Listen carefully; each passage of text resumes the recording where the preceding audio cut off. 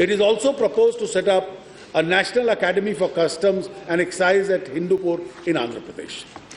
Northeastern region has tremendous potential for development of organic farming, which is a growing global demand for organic food. People living in northeastern states can reap the harvest for development of commercial organic farming. To this facility, I propose to provide a sum of rupees 100 crores for this purpose in the present financial year. Northeastern region has suffered from underdevelopment with a sense of isolation due to lack of proper connectivity. Development of rail systems is urgently required to bridge this gap. I intend to expedite the development of rail connectivity in the region, and for this purpose, I have set aside an additional sum of rupees 1,000 crores over and above what is provided in the interim budget. Television is an important tool of expression of our cultural identities and for creating greater awareness of the richness of the diversity of our country. To provide a strong platform to rich cultural and linguistic identity of the Northeast, a new 24/7 channel called Arun Prabha will be launched. Andhra Pradesh and Telangana. My government is committed to addressing the issues relating to the development of Andhra Pradesh and Telangana in the AP Reorganization Act. Provisions have been made by various ministries and departments to fulfill all the obligations of the union government to help both the states. NCT Delhi faces a large in-migration every year. Delhi is plagued by frequent transmission-related problems and issues of water distribution and supply. In order to overcome this and make Delhi into a world-class city, I have proposed to provide rupees 200 crores for power reforms and rupees 500 crores for water reforms in Delhi. In addition, to solve the long-term water supply issues of the capital region, construction of a long-pending Renuka Dam would be undertaken with priority. I have provided an initial sum of 50 crores for this. Andaman and Nicobar Islands are a part of our rich cultural heritage. In order to tide over the communication-related problems, I propose to allocate rupees 150 crores for this purpose. I also propose to provide rupees 188 crores to Puducherry for making its commitments for disaster preparations. Budget estimates. I now turn to the budget estimates of the main budget 2014-15. We have inherited a legacy wherein continuation of financial consolidation cannot be compromised while providing for essential items. However, we have a mandate to fulfill for the people. Keeping this in mind, we have prepared the estimates of expenditure and receipts for the financial year 2014-15. Non-plan expenditure estimates for the financial year are rupees 12,19,892 crores. While preparing non-plan estimates, due care has been taken to fully provide for all the essential activities. Additional amounts have been provided for fertilizer subsidy and capital expenditure of the armed forces. While preparing estimates of capital expenditure, attention was paid to the absorptive capacity of the department and on achieving greater outcome of the financial sector outlay. In 2013-14, planned funds to the tune of rupees 4,53,085 crores could be utilized. Plan allocation of rupees 5,75,000 crores in the main budget of 2014-15 marks an increase of 26.9% over the actuals of 13-14 and has been targeted towards agriculture, capacity creation in health and education, rural roads, national highways, infrastructure and railway network expansion, clean energy initiatives, development of water resources and river conservation plans. Further, through convergence of programs, greater impact from money spent will be achieved. Total expenditure estimates thus stand at rupees 17,94,892 crores.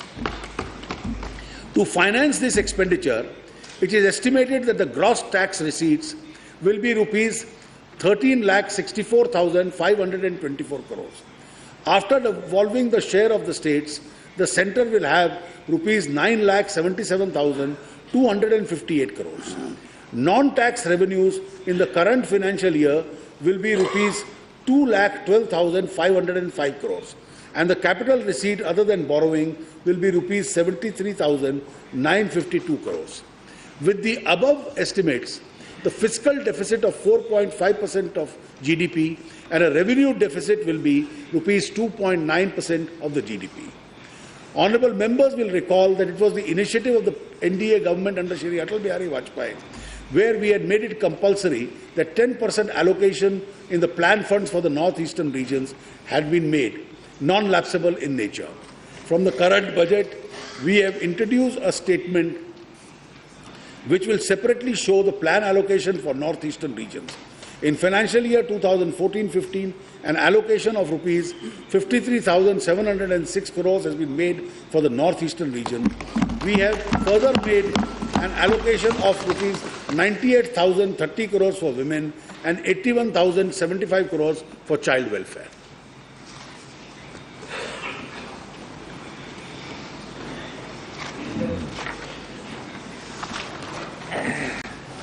Madam Speaker, I shall now present my tax proposals.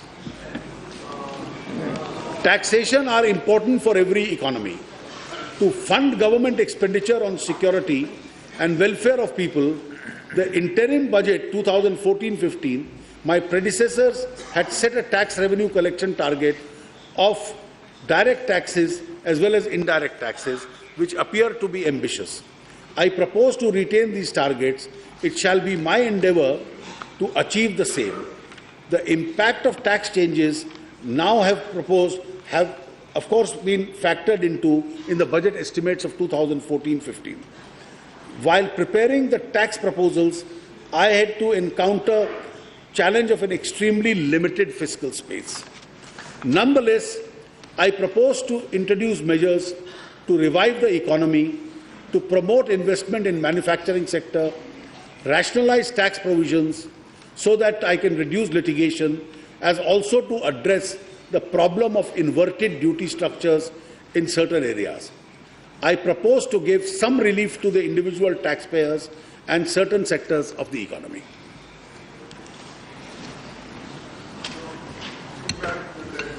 Direct taxes.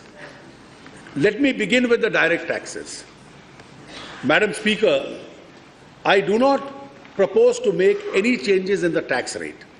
However, with a view to provide small and marginal taxpayers and relief to small and marginal taxpayers and senior citizens, I propose to increase the personal income tax exemption limit by rupees 50,000, that is from rupees 2 lakhs to rupees 2.5 lakhs, in the case of all individual taxpayers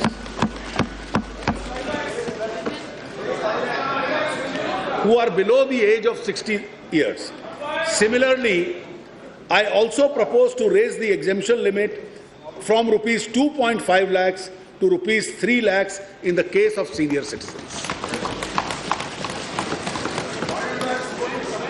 I do not propose to make any change in the rate of surcharge either for corporates or individuals, HUFs or firms. The education cess for all taxpayers will continue at 3%.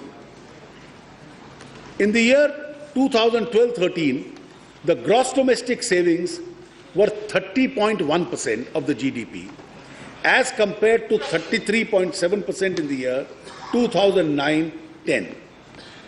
Increase in savings and their productive use leads to higher economic growth.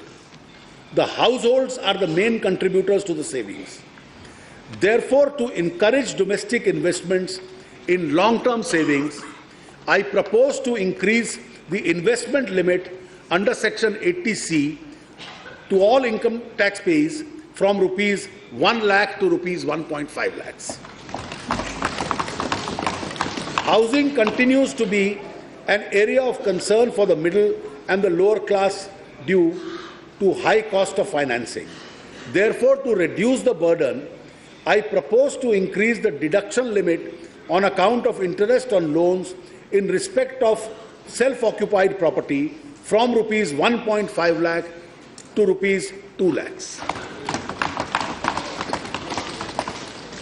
Infrastructure and construction sectors have a significant role in the economy. Growth in these sectors is necessary to revive the economy and generate jobs for millions of our young boys and girls. As stated earlier, with a view to attract large-scale investment in these sectors, I have provided a conducive tax regime for infrastructure investment trusts and real estate investment trusts to be set up in accordance with the regulations of the Securities and Exchange Board of India. The manufacturing sector is of paramount importance to our economy. This sector has a multiplier effect on creation of jobs.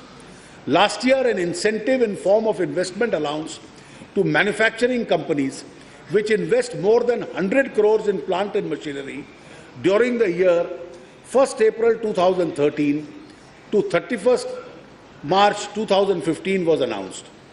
Considering the need to incentivize smaller entrepreneurs, I propose to provide an investment allowance at the rate of 15% to a manufacturing company which invests more than 25 crores in any year in plant and machinery. This benefit will be available for 3 years, that is investment up to 31/3/2017. The scheme announced last year will continue to operate in parallel till 31/3/2015. I also propose to extend the investment-linked deduction to 2 sectors, namely slurry pipes for transportation of iron ore and semiconductor wafer fabrication manufacturing units.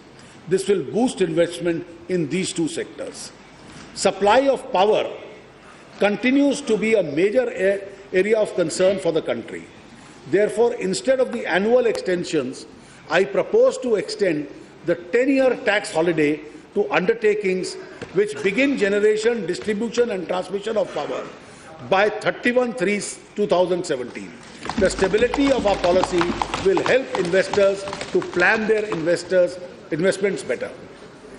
Foreign portfolio investors who have invested more than 8 lakh crores, that is about $130 billion in India, one of their concern is uncertainty of taxation on account of characterization of their income.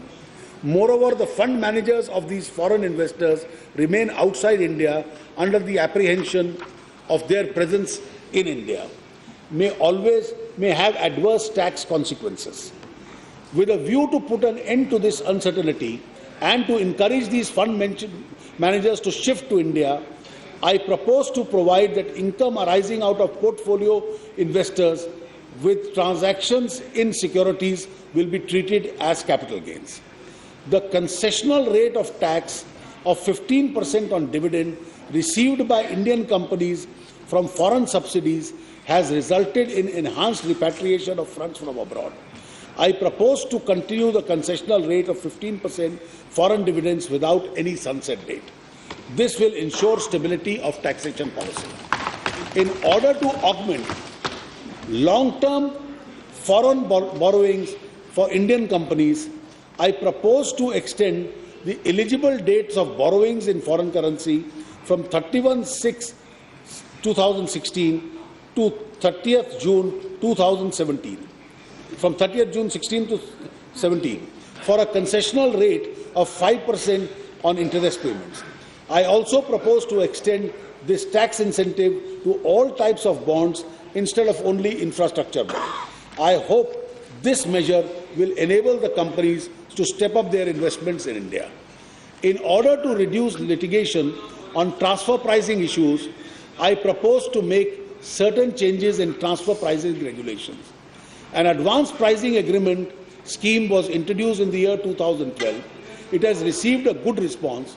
I propose to strengthen the tax administration set up by the APA to expedite the disposal of applications. Further, I propose to introduce a rollback provision of the APA scheme so that the APA entered into for a future transaction may also be applied to international transactions undertaken in the previous 4 years to specified circumstances. In order to align transfer pricing regulations in India with the best available practices, I propose to introduce range concept for determination of arm's length price.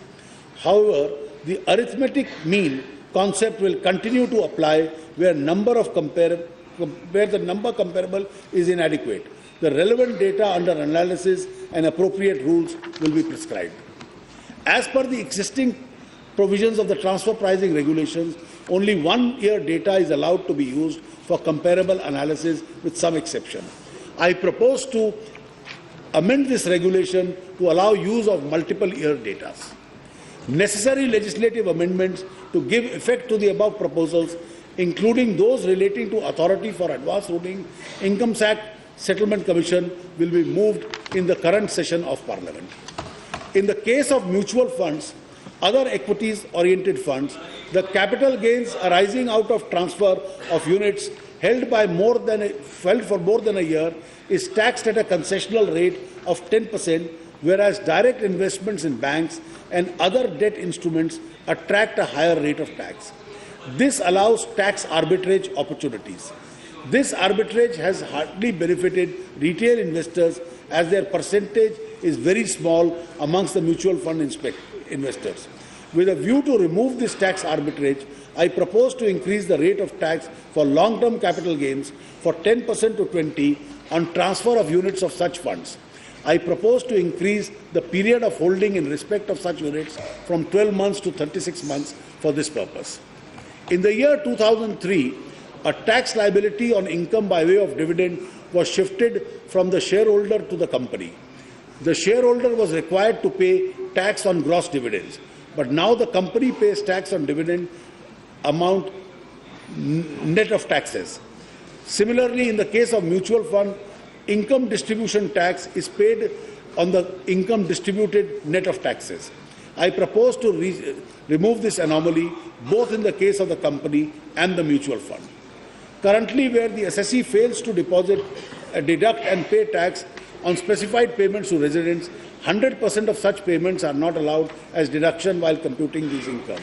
This has caused undue hardship to taxpayers, particularly where the rate of tax is only 1 to 10%. I propose to provide that instead of 100%, only 30% of such payments will be disallowed. The Direct Tax Code 2010 has lapsed with the dissolution of the 15th Lok Sabha. Having considered the report of the Standing Committee and the views expressed by the stakeholders, my predecessor had placed a revised code in public domain in 2014. The government shall consider all comments received from stakeholders on the revised code. The government will also review the DTC in its present take and take a view in the whole matter. Income Tax Department is expected to function not only as an enforcement agency but also as a facilitator. A number of Aikar Seva Kendra have been opened in different parts of the country. I propose to extend this facility by opening 60 more such Seva Kendras along with the current financial year to promote excellence in service delivery. The focus of any tax administration is to broaden the tax base. Our policy thrust is to adopt a non-intrusive method to achieve this object. In this direction, I propose to make a greater use of information technology techniques. The net effect of the direct tax proposals is a revenue loss of rupees 22,200 crores. Indirect taxes. I now turn to indirect taxes and shall begin with custom duties. Manufacturing sector is under a stress due to the variety of reasons. To boost the domestic manufacturing sector and also to address the issue of inverted duties, I propose to reduce the basic customs duty on fatty acid crude palm styrene RBD and other palm styrenes specified industrial grade crude oils from 7.5% to nil for manufacture of soaps and oleochemicals. Crude glycerine from 12.5% to 7.5% and crude glycerine used in manufacture of soaps from 12.5% to nil. Steel grade limestone and steel grade dolomite from 5% to 2.5%. Battery waste and battery scrap from 10% to 5%. Coal tar pitch from 10% to 5%. Specified inputs for manufacture of spandex yarn from 5% to nil. In order to encourage new investment and capacity additions in chemicals and petrochemical sectors, I propose to reduce basic custom duty on reformate from 10% to 2.5%, on ethane, propane, ethylene, propylene, butadiene and orthoxylene from 5% to 2.5%, on methyl alcohol and denatured ethyl alcohol from 7.5% to 5%, and on crude naphthalene from 10% to 5%. The demand of the electronics is growing very fast. To boost domestic production and reduce our dependence on imports, I intend to take the following steps. Impose basic custom duty of 10% on specified telecommunication products that are outside the purview of the Information Technology Agreement. Exempt all inputs, components used in the manufacture of personal computers from 4% special additional duty. Impose educational cess on imported electronic products to provide parity between domestically produced goods and imported goods. Exempt 4% SAD on PVC and ribbon used for manufacture of smart cards. Cathode rays TVs are used by the weaker sections who cannot afford to buy more expensive flat panel TVs. I propose to exempt color picture tubes from basic custom duty to make cathode rays TVs cheaper. The duty concession will help to revive the manufacturing of the TVs in the SME sector and create employment opportunity. At the same time, to encourage production of LCDs, LEDs and TVs below 19 inches in India, I propose to reduce the basic custom duty on LCD, LED panels below 19 inches and 10% to nil.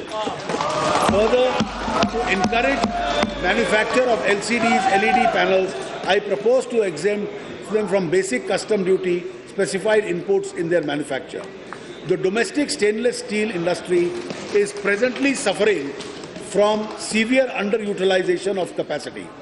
To give an impetus to stainless steel industry, I propose to increase the basic customs duty on imported flat-rolled products of stainless steel from 5% to 7.5%.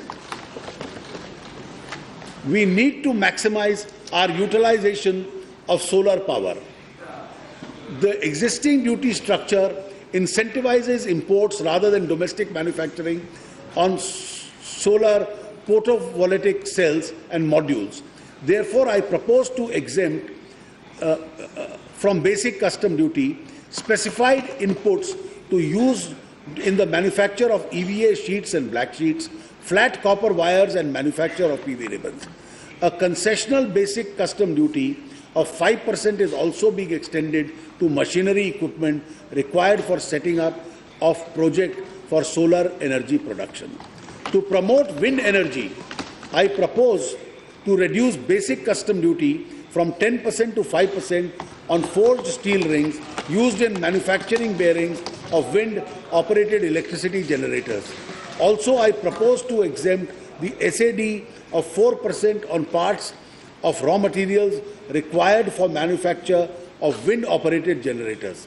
Further, I propose to prescribe a concessional basic custom duty of 5% on machinery and equipment required for setting up of compressed biogas plants. I have only highlighted some of the proposals in Budget 2014-15. I am sure these measures would incentivize value, generic income and create more jobs. I have also undertaken several tax rationalization measures. At present, coal attracts a custom duty at different rates. I propose to rationalize these duty structures on all non-agglomerated coal at 2.5% of basic custom duty and 2% CVD. Henceforth, anthracite coal, bituminous coal, coking coal, steam coal and other coal will attract the same duty. This will eliminate all assessment disputes and transactional costs associated with testing of various parameters of coal.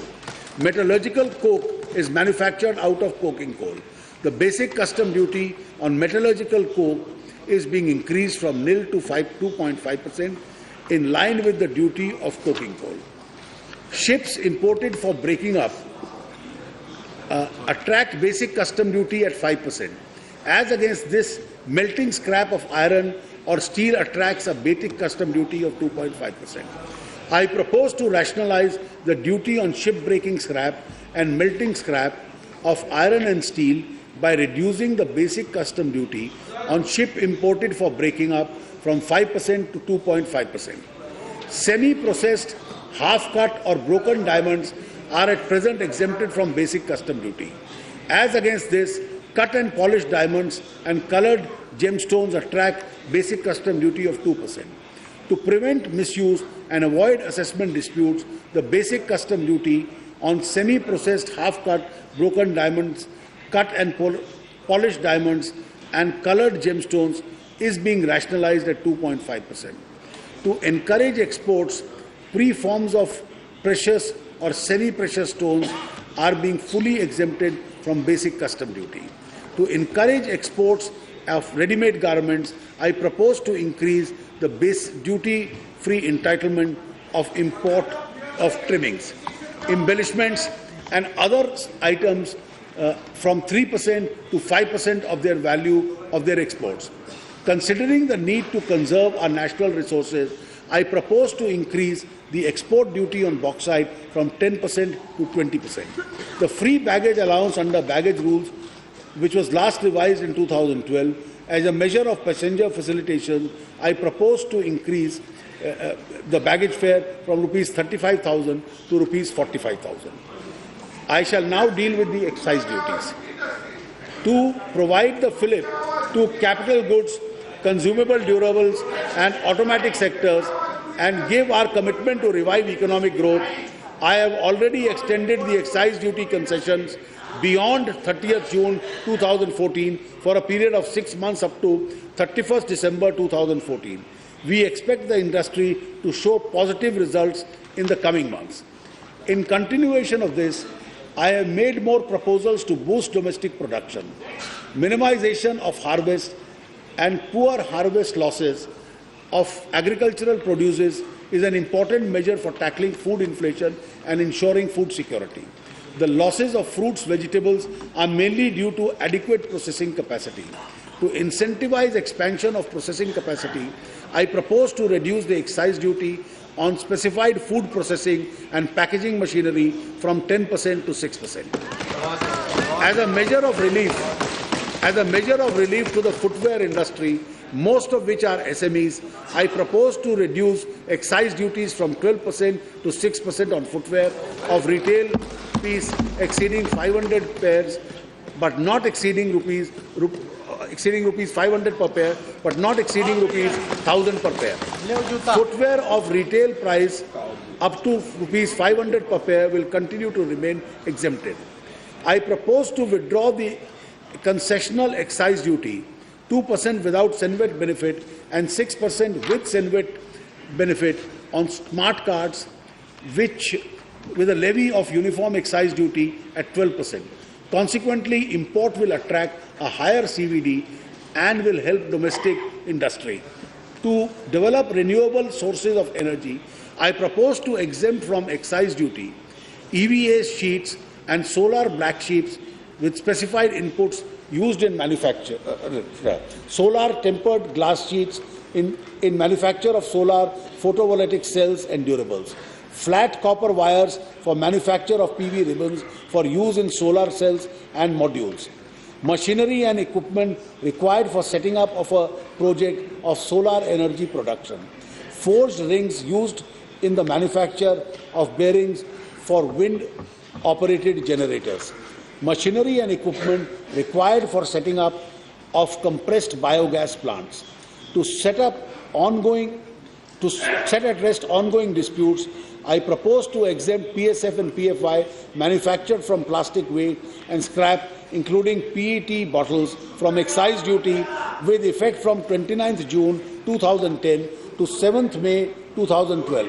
I propose to levy prospectively a nominal duty of 5% without Senvat to benefit 6% with Senvat benefit on such PSY and PFI.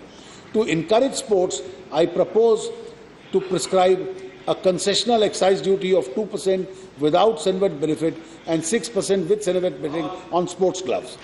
While undertaking these measures, I need to mobilize some resources. Although accordingly, I propose to increase the specific excise duties on cigarettes in a range of 11% to 72%. Similarly, increases are proposed on cigars, cheroots and cigarillos. Likewise, excise duty is being increased from 12% to 16% on pan masala and 50% to 55% on unmanufactured tobacco, and from 60% to 70% on gutka and chewing tobacco. I also propose to levy an additional duty of excise of 5% on aerated waters containing added sugar. These are healthy measures, and I hope everyone would welcome them from the point of view of human rights.